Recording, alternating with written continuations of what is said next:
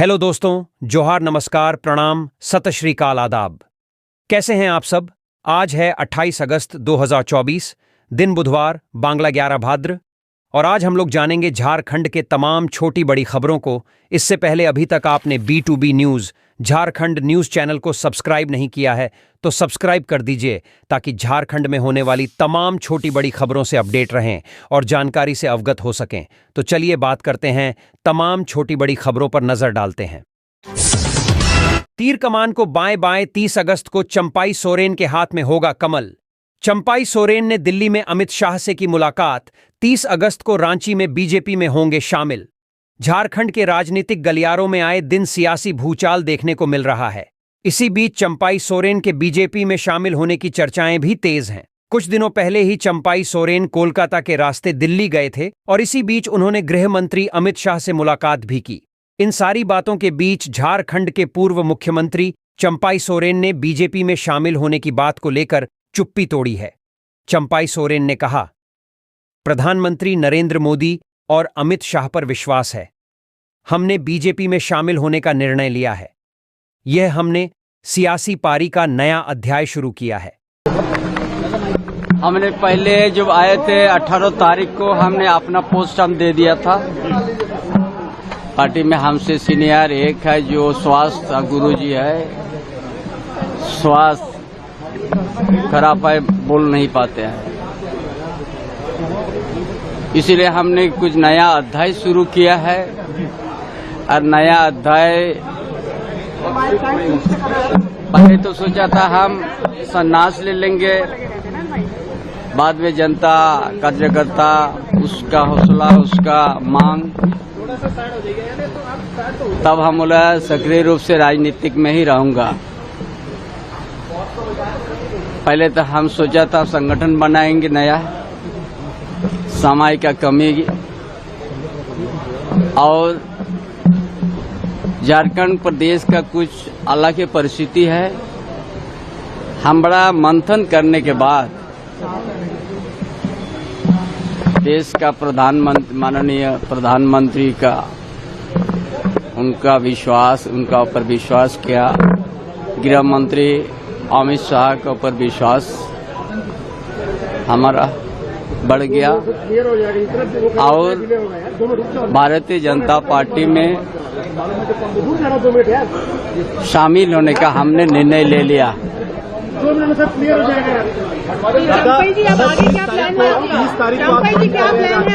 हाँ कर रहे हैं, हाँ हम कर रहे हैं।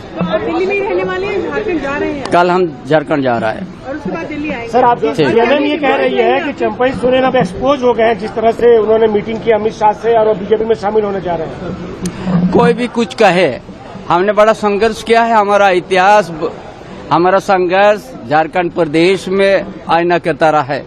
हम किसी का कोई भी कुछ कहे उससे हमारा कोई उसको जवाब देने हम उचित नहीं समझते हैं, लेकिन हम भारतीय जनता पार्टी का शामिल होंगे। सोनारी एयरपोर्ट से लापता विमान 6 दिनों बाद चांडिल डैम से बाहर निकाला गया। जमशेदपुर के सोनारी एयरपोर्ट से लापता विमान को अंततः करीब 6 दिनों के बाद सोमवार की रात चांडिल डैम से निकाल लिया गया।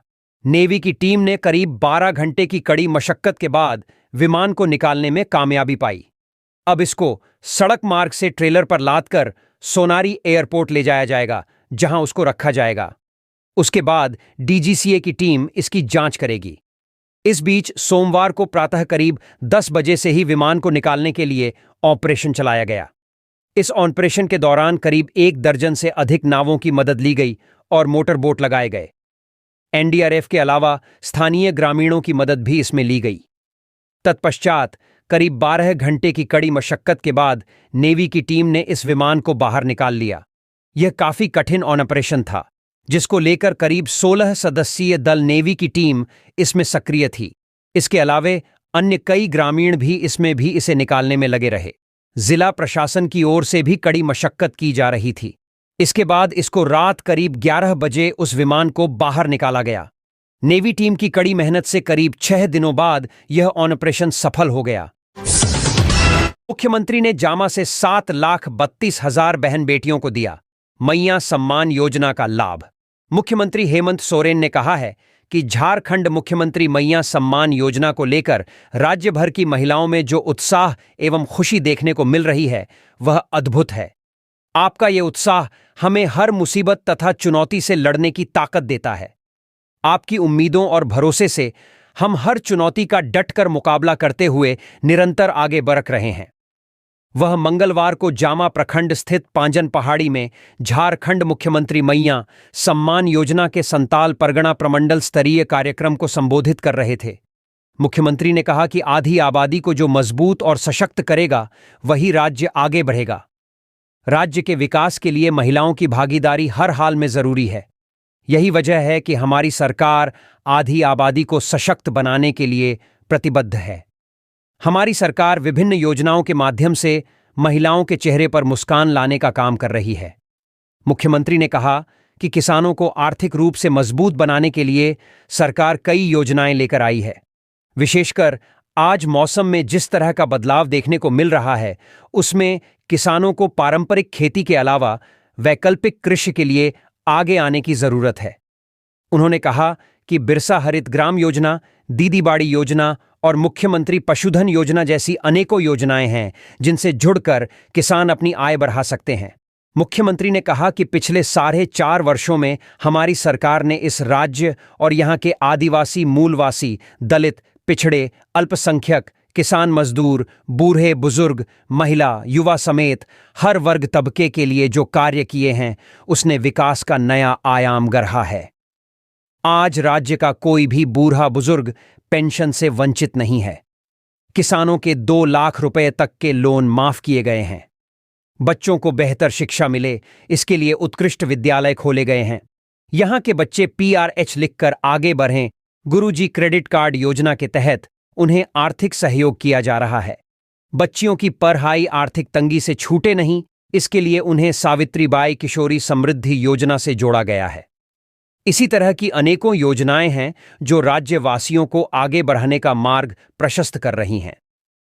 मुख्यमंत्री ने कार्यक्रम में 7,32,906 लाभुकों के खाते में DBT के माध्यम से 73,29,06,000 रुपए सम्मान राशि के रूप में हस्तांतरित कर महिला सशक्तिकरण की दिशा में एक और मजबूत कदम बढ़ाया।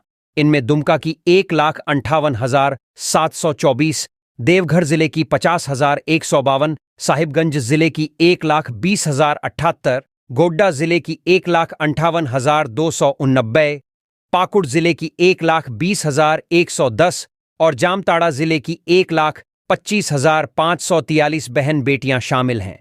इस कार्यक्रम में मंत्री सत्यानंद भोक्ता, मंत्री बेबी देवी, मंत्री हफीजुल हसन, मंत्री दीपिका पांडे, मंत्री इरफान अंसारी, सांसद नलिन सोरेन, विधायक प्रदीप यादव, विधायक बसंत सोरेन, विधायक बादल, विधायक दिनेश विलियम मरांडी, विधायक कल्पना सोरेन, जिला परिषद अध्यक्ष जॉयस बेसरा, प्रमंडलीय आयुक्त लालचंद दादेल तथा संताल परगना प्रमंडल अंतर्गत आने वाले जिलों के उपायुक्त और पुलिस अधीक्षक समेत अन्य पदाधिकारी उपस्थित रहे। सरायकेला में हत्यारोपित और गवाह सुभाष प्रामाणिक को मारी गोली, TMH में भर्ती। सरायकेला खरसावां जिले के आदित्यपुर थाना क्षेत्र अंतर्गत सालडीह बस्ती में मंगलवार की अहल्य सुबह सुभाष प्रामाणिक को अज्ञात अपराधियों ने गोली मारकर घायल कर दिया। आनन फानन में सुभाष को TMH ले जाया गया है, जहां उसकी हालत चिंताजनक बनी हुई है। जानकारी के अनुसार अपराधियों ने सुभाष को 3 गोली मारी है। बताया जाता है कि सुभाष मंगलवार की सुबह अपने घर के पास टहल रहा था। इसी दौरान पैदल पहुंचे 6 अपराधियों ने सुभाष पर अंधाधुंध फायरिंग कर दी, जिसमें सुभाष के कंधे में गोली लगी। घटना की सूचना पर जब तक पुलिस मौके पर पहुंची, तब तक सभी अपराधी फरार हो गए। पुलिस ने घटनास्थल से 4 खोखा बरामद किया है। पुलिस मामले की जांच कर रही है। बताया जा रहा है कि सुभाष कृष्णा गोप हत्याकांड का गवाह है। वह गम्हरिया के सतवाहिनी में गत वर्ष हुए ट्रिपल मर्डर और बाबू गोप हत्याकांड का नामजद आरोपित भी है। गुमला में बसिया सिसई सड़क निर्माण के लिए बने कैंप पर उग्रवादी हमला, गाड़ियों के शीशे तोड़े और कर्मियों को पीटा। गुमला जिले के बसिया में उग्रवादियों ने मंगलवार भोर 4 बजे बसिया व सिसई प्रखंड को जोड़ने वाली सड़क निर्माण के लिए बनाए गए कैंप पर हमला किया। कई गाड़ियों के शीशे तोड़ डाले और कैंप में सो रहे कर्मचारियों को भी मारा पीटा। बताया जाता रहा कि अहले सुबह 10 से 12 की संख्या में हथियारबंद उग्रवादी आए थे। लेवी की मांग को लेकर सिसई व बसिया सड़क का निर्माण कार्य बंद करने की धमकी दी और कैंप में खड़ी गाड़ियों पर हमला कर दिया। उस वक्त कई कर्मचारी सो रहे थे। उग्रवादियों के पहुंचने के बाद सभी की नींद टूट गई।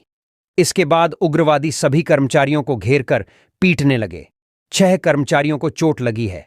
बाकी कर्मचारी कैंप से भाग खड़े हुए। अभी तक कई फरार कर्मचारी कैंप में वापस नहीं लौटे हैं। गुमला जिले के बसिया प्रखंड के पोकटा गांव के समीप विनोद जैन कंस्ट्रक्शन द्वारा पुल बनवाया जा रहा है। सड़क की लागत 60 करोड़ रुपए से अधिक की है। पुल का काम अधूरा है। उग्रवादियों ने 40 लाख रुपए लेवी की मांग की थी। लेवी नहीं मिलने के बाद मंगलवार की सुबह नारेकेला जंगल की ओर से उग्रवादी पुल निर्माण स्थल के समीप बने कैंप पर पहुंचे और हमला कर दिया। इधर घटना की सूचना पर बसिया अनुमंडल के एसडीपीओ मोहम्मद नजीर, इंस्पेक्टर व थानेदार घटनास्थल पर पहुंचे। फिलहाल घायल कर्मचारियों से पूछताछ की जा रही है। सड़क निर्माण में लगे कर्मचारियों में दहशत है। 30 अगस्त को चंपाई सोरेन भाजपा में होंगे शामिल। सभी अटकलें पर विराम लगाते हुए पूर्व मुख्यमंत्री चंपाई सोरेन 30 अगस्त को भाजपा में शामिल होंगे।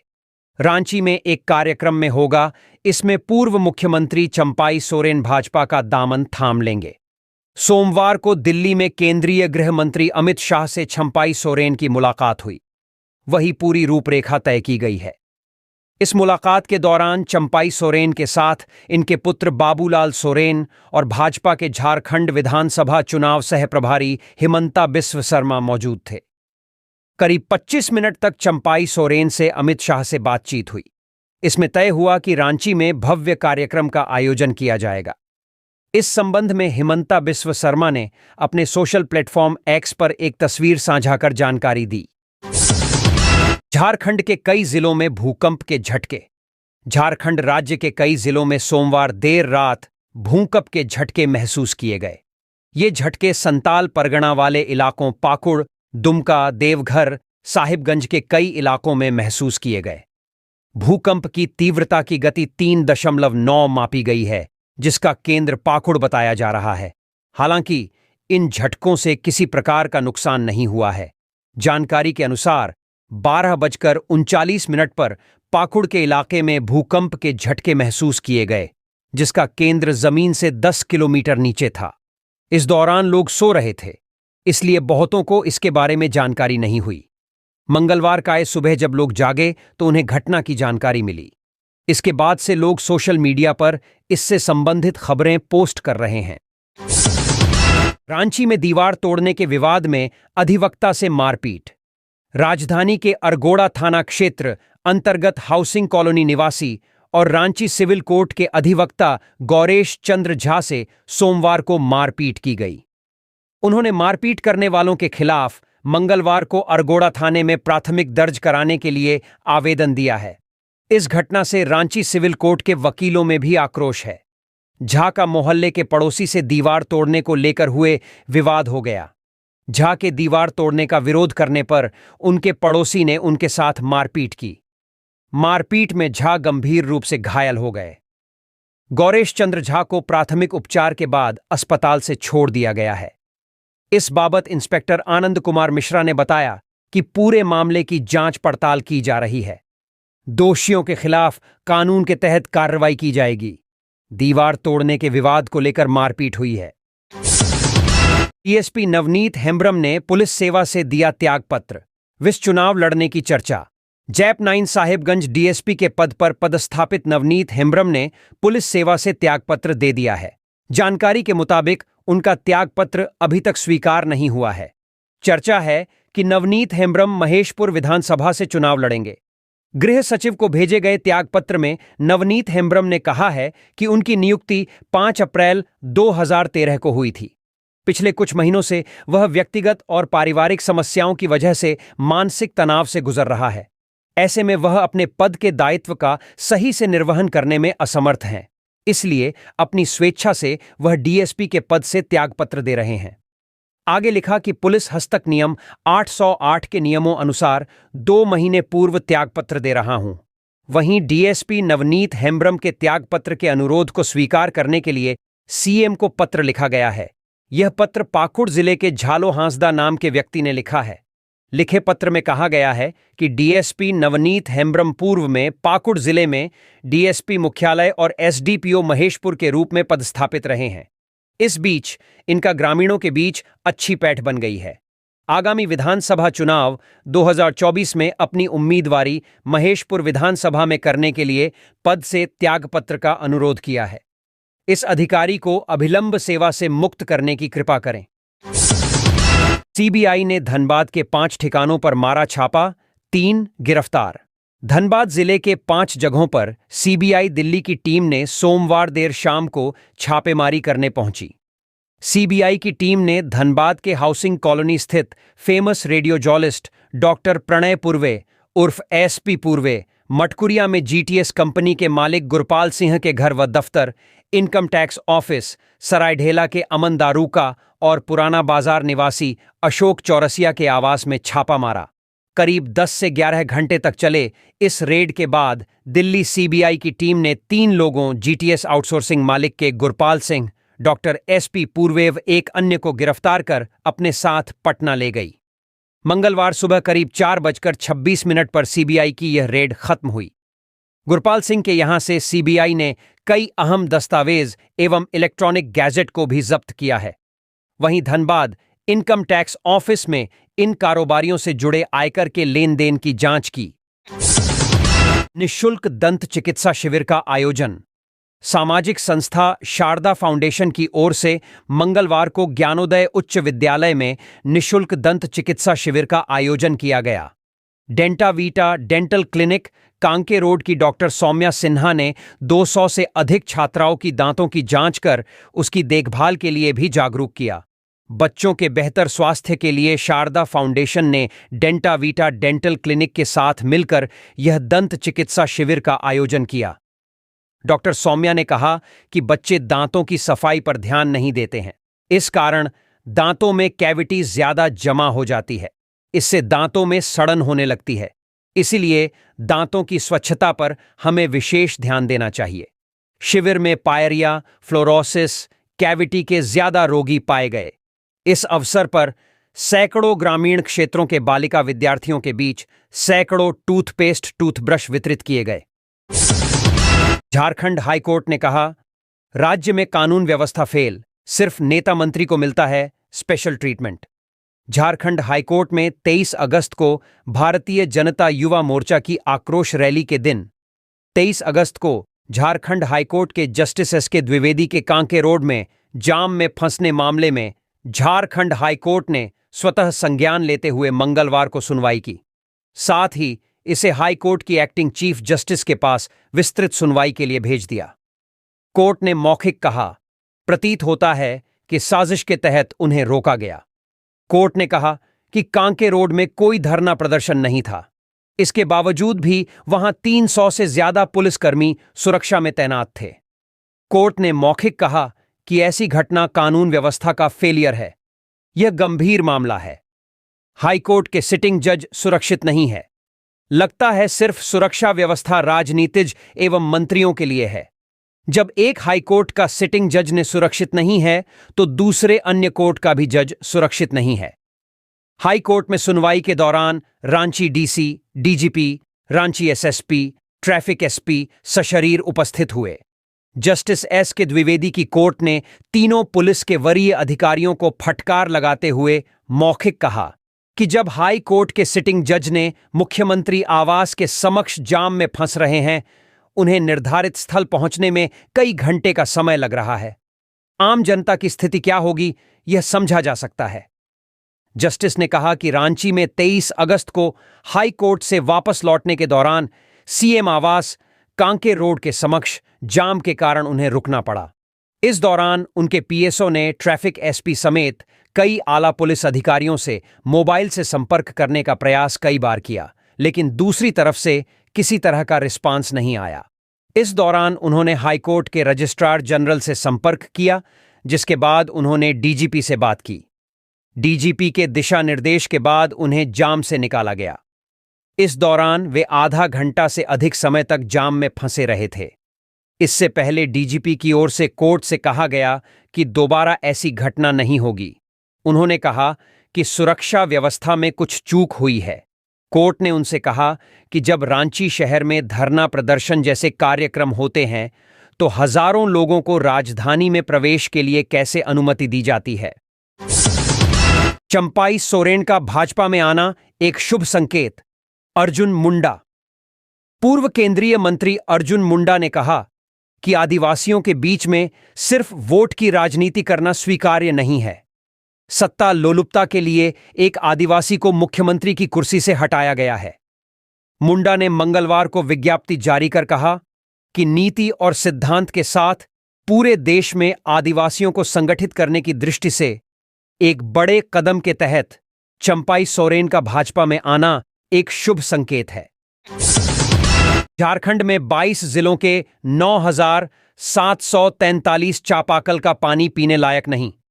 झारखंड सरकार के पेयजल विभाग द्वारा लगाए गए चापाकल का पानी कई जिलों में प्रदूषित हो चुका है। विभाग की ओर से 22 जिलों में 9,743 चापाकलों के पानी की शुद्धता की जांच की गई। इसके लिए 4 कैटेगरी निर्धारित की गई। इसे very high risk level, medium risk level और लो रिस्क लेवल में विभाजित किया गया था। इसमें 11 जिलों के 167 चापाकल के पानी को very high risk level category में रखा गया है। वहीं 20 जिलों के 1,425 चापाकल के पानी को हाई रिस्क लेवल कैटेगरी में रखा गया है। वहीं 2,580 चापाकल के पानी मीडियम और 5,571 के पानी लो रिस्क कैटेगरी में रखा गया है। पेयजल विभाग के सर्वे के अनुसार 12 जिलों में पानी की शुद्धता की स्थिति चिंताजनक है। रिपार्ट में दुमका में 38, चतरा में 16, गढ़वा, घोड्डा व सरायकेला खरसांवा में 14-14, पलामू में 12, पाकुड़ में 11, देवघर व धनबाद में 9-9, रामगढ़ में 7, सिमडेगा में 5 और लातेहार में 3 चापाकल का पानी पीने लायक ही नहीं है। सर्वे में इन चापाकल के पानी को वेरी हाई रिस्क कैटेगरी में रखा गया है। इसके अलावा हाई रिस्क कैटेगरी में चतरा में 197, दुमका में 163, सिमडेगा में 149, सरायकेला में 139, गोड्डा में 137, रामगढ़ में 147, खूंटी में 149, लोहरदगा में 139, पलामू में 159, गुमला में 159, सिमडेगा में 149, सरायकेला में 139, घोड्डा में 137, रामगढ़ में 147, खूंटी में 149, लोहरदगा में 139, पलामू में 159, गुमला में 159, सिमडेगा में 149, सरायकेला में 139, घोड्डा में 137, रामगढ़ में 147, खूंटी में 149, लोहरदगा में 139, पलामू में 159, गुमला में 159, सिमडेगा में 149, सरायकेला में 139, गोड़ 133, धनबाद में 86, पाकुड़ में 83, गढ़वा में 70 चापाकल को हाई रिस्क में रखा गया है। राज्य भर में चापाकलों की संख्या 1,37,525 है, जिसमें 34,805 चापाकल खराब हैं। इसे अब तक ठीक नहीं किया जा सका है। वहीं 1,02,610 चापाकल काम कर रहे हैं। चंपाई सोरेन को जेड+ श्रेणी की सुरक्षा मिली। पूर्व मुख्यमंत्री चंपाई सोरेन 30 अगस्त को बीजेपी का दामन थामेंगे। इससे पहले ही केंद्र सरकार ने चंपाई सोरेन की सुरक्षा बढ़ा दी है। उन्हें जेड+ श्रेणी की सुरक्षा दी गई है। दिल्ली से लौटते ही उन्हें जेड+ सुरक्षा मिल जाएगी। अब चंपाई सोरेन की सुरक्षा में 33 जवान तैनात रहेंगे। मालूम हो कि केंद्रीय गृह मंत्रालय समय समय पर नेताओं की सुरक्षा व्यवस्था की समीक्षा करता है। इसके बाद तय करता है कि किस नेता को किस श्रेणी की सुरक्षा देनी है। बता दें कि चंपाई सोरेन ने सोमवार रात दिल्ली में केंद्रीय गृह मंत्री अमित शाह से उनके आवास पर मुलाकात की थी। इस दौरान उनकी आगे की रणनीति को लेकर मंत्रणा हुई। मौके पर असम के मुख्यमंत्री और झारखंड भाजपा के चुनाव सह प्रभारी हिमंत बिस्वा शर्मा भी मौजूद रहे। मुलाकात के बाद रात करीब 11:30 बजे हिमंत बिस्वा शर्मा ने एक्स पर पोस्ट कर यह जानकारी साझा की। उन्होंने यह भी बताया कि चंपाई सोरेन रांची में 30 अगस्त को भाजपा में शामिल होंगे। डायन होने के संदेह में भतीजा ने चाची का गला रेत की हत्या। गुवा थाना अंतर्गत बुरुसाई निवासी 40 वर्षीय महिला शुरू कुई की हत्या रविवार की शाम लगभग 4:30 बजे धारदार हथियार से गला रेत कर डायन होने के संदेह में रिश्ते में भतीजा लगने वाला कांडेपूर्ति ने कर दी। मृतका गांव के समीप उल्ली घोड़ा स्थित खेत में काम कर रही थी, तभी इस घटना को अंजाम दिया गया। घटना को अंजाम देने के बाद आरोपी युवक कांडेपूर्ति फरार हो गया। मौके पर पहुंची गुवा थाना पुलिस ने घटनास्थल से शव को कब्जे में लेकर पोस्टमार्टम के लिए चाईबासा सदर अस्पताल भेज दिया है। इस घटना के बाद ग्रामीणों में दहशत व आक्रोश का माहौल है। पुलिस आरोपी को गिरफ्तार करने में जुट गई है। रांची में बजरा जतरा पूजा स्थल की मापी कराने पहुंचे भूमाफिया, ग्रामीणों ने खदेड़ा। रांची के ITI रोड स्थित बजरा जतरा मैदान की मापी कराने पहुंचे भूमाफिया को ग्रामीणों ने खदेड़ा है। जानकारी के अनुसार जमीन दलाल भाड़ा वाली महिला गैंग के साथ मंगलवार को जमीन की मापी कराने पहुंचे थे। ग्रामीणों को जैसे ही इसकी सूचना मिली, वो वहां पहुंचे और सभी को हरवे हथियार लेकर दौड़ाया। भूमाफिया और महिला गैंग बाइक छोड़कर जैसे तैसे जान बचाकर वहां से भागे। ग्रामीणों ने बाइक को पूरी तरह क्षतिग्रस्त कर दिया है। इस संबंध में ग्रामीणों ने बताया कि यह आदिवासियों का जतरा पूजा स्थल है। हर साल यहां फुटबॉल टूर्नामेंट का आयोजन होता है। मोहल्ला में यही एकमात्र मैदान बचा हुआ है जिस पर जमीन कारोबारियों की गिद्द नजर है। कुणाल षडंगी की मदद से घर सुरक्षित पहुंचे हल्दिया में फंसे 21 कामगार। बहरागोड़ा प्रखंड क्षेत्र के पूर्वांचल के विभिन्न पंचायतों के 21 कामगार पश्चिम बंगाल के हल्दिया नंद कुमार में मछली फैक्ट्री में कुछ महीनों से कार्यरत थे।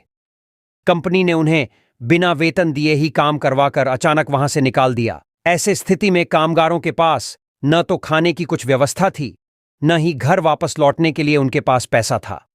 इसकी जानकारी कामगारों ने पूर्वांचल के युवा साथी अभिजीत दास के माध्यम से पूर्व विधायक कुणाल षडंगी तक पहुंचाया, जिस पर पहल करते हुए कुणाल षडंगी ने सभी कामगारों के लिए खाने एवं सुरक्षित घर आने का प्रबंध किया। कामगारों ने इसके लिए पूर्व विधायक कुणाल षडंगी के प्रति अपना आभार प्रकट किया है। रांची के चान्हो में पकड़ा गया 200 पेटी अवैध शराब लोड पिकअप वैन। चान्हो में 200 पेटी अवैध शराब लोड पिकअप वैन पकड़ा गया। मंगलवार को रांची पुलिस ने जानकारी देते हुए बताया कि सोमवार की शाम चान्हो थाना क्षेत्र के NH 75 मुख्य मार्ग में पादुक पुल के पास एंटी क्राइम चेकिंग चलाया जा रहा था। इसी दौरान एक बोलेरो पिकअप को रोका गया, जिस पर वाहन के चालक और एक अन्य व्यक्ति वाहन से उतरकर भागने लगे, जिसे पकड़ने का काफी प्रयास किया गया, लेकिन व्यक्ति अंधेरे का लाभ उठाकर भाग गए। पिकअप वाहन की जांच करने पर उसमें 205 पेटी अवैध शराब बरामद किया गया। चक्रधरपुर उफनती विजय नदी में स्नान कर रहा युवक बहा।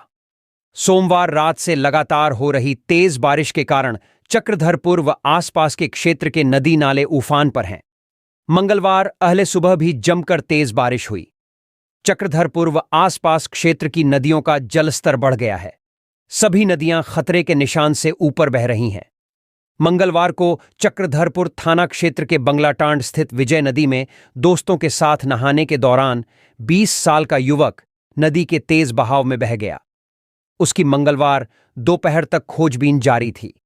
बताया जाता है कि चक्रधरपुर के बंगलाटांड निवासी अयूब मिस्त्री का 12 वर्षीय पुत्र अशरफ मंगलवार को अपने कुछ दोस्तों के साथ बंगलाटांड स्थित विजय नदी में नहाने गया था। नहाने के दौरान ही वह नदी के तेज बहाव में बह गया। इस बीच कुछ दोस्तों ने उसे नदी में बहता देख बचाने का प्रयास किया, लेकिन वे असफल रहे। इसके बाद स्थानीय लोगों ने उसकी खोजबीन शुरू की। कई स्थानों और नदी घाट पर जाकर लोगों ने अशरफ की खोजबीन की, लेकिन उसका कहीं पता नहीं चल पाया। इस संबंध में अशरफ के भाई परवेज ने बताया कि घर में बताकर मैं भी अपने भाई के साथ नदी में नहाने आया था। जैसे ही वह नहाकर नदी के दूसरे छोर की ओर जा रहा था, तेज बहाव में बह गया। इधर घटना को लेकर अशरफ के परिजन व स्थानीय लोग उसकी खोजबीन में जुटे हुए थे। दोपहर 2 बजे तक युवक का कहीं पता नहीं चल पाया था। बता दें कि सोमवार को चाईबासा के रोरो नदी में भी नहाने के दौरान एक बच्ची बह गई थी। उसका शव मंगलवार सुबह नदी से बाहर निकाला गया। लोहरदगा से अजीबोगरीब मामला आया सामने। मधुमक्खियों ने युवक के हाथ पर बना डाला छत्ता। मधुमक्खी का नाम सुनते ही हर किसी के मन में डर बैठ जाता है, क्योंकि इसके काटने से न केवल असहनीय दर्द होता है बल्कि किसी किसी की जान तक चली जाती है। मधुमक्खी का छत्ता जहां लगा होता है, लोग उस जगह पर जाने से भी घबराते हैं। अक्सर मधुमक्खियां पेड़, छत या दीवार पर अपना छत्ता बनाती है, लेकिन लोहरदगा जिले में अजीबोगरीब मामला देखने को मिला। यहां भंडरा प्रखंड में मधुमक्खियों ने इंसान के शरीर पर ही छत्ता बना दिया, लेकिन मधुमक्खियों ने युवक को जरा सा भी नुकसान नहीं पहुंचाया। अनौद के हाथ पर बैठे मधुमक्खियों को देखने के लिए आसपास के लोगों की भीड़ उमड़ पड़ी। लोगों को यकीन ही नहीं हो रहा था कि ऐसा भी कुछ हो सकता है। दरअसल प्रखंड क्षेत्र में सोमवार को हाथियों का झुंड आया था, जिसको देखने के लिए काफी संख्या में लोगों को भीड़ उमड़ी थी।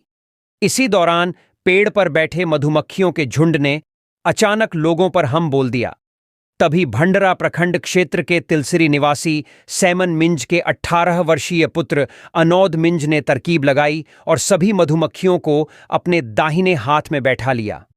इसके बाद अनौद मिंज ने अपने घर गए और मधुमक्खियों को घड़े में बैठा दिया। अनौद मिंज का कहना है कि मनुष्य की तरह मधुमक्खियों में भी जान होती है। लोगों की तरह वह भी समझदार होते हैं। अगर आप इनको नुकसान नहीं पहुंचाएंगे तो यह भी आपको क्षति नहीं पहुंचाएंगे। नोवामुंडी प्रखंड के पंचायतों में 30 अगस्त से आपकी योजना, आपकी सरकार कार्यक्रम। नोवामुंडी प्रखंड विकास पदाधिकारी का कार्यालय द्वारा जारी आदेश पत्र के अनुसार आपकी योजना, आपकी सरकार, आपके द्वार कार्यक्रम विभिन्न पंचायतों में शुरू किया जाएगा।